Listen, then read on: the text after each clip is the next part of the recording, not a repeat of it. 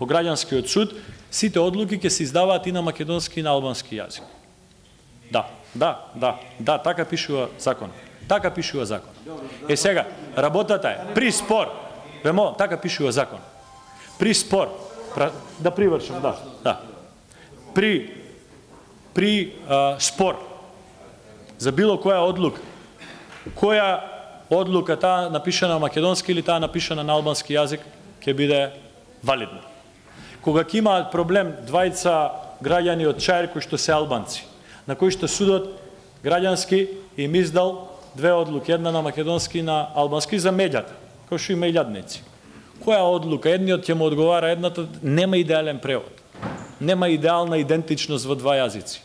Нема два идентични јазици. Нема јазици во кои што сите зборови што ги има во едниот, ги има и во другиот со исто значење во превод.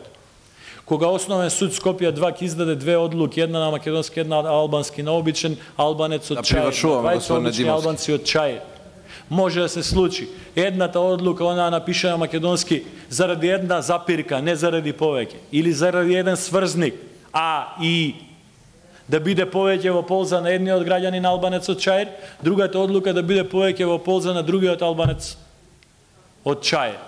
Кој ќе го решава тој спор? Ве молам да привршиме. Во постапките пред нотар, без да се прави разлика дали тоа е во општините до 20 или над 20, употребата на албанскиот јазик секаде на територија на Република Македонија.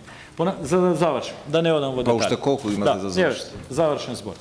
Го тргам законот. Мислам дека доволно примери дадов во кои што ви покажав дека законот не само што не е уставен, како ви кажам, се подсмева со уставот.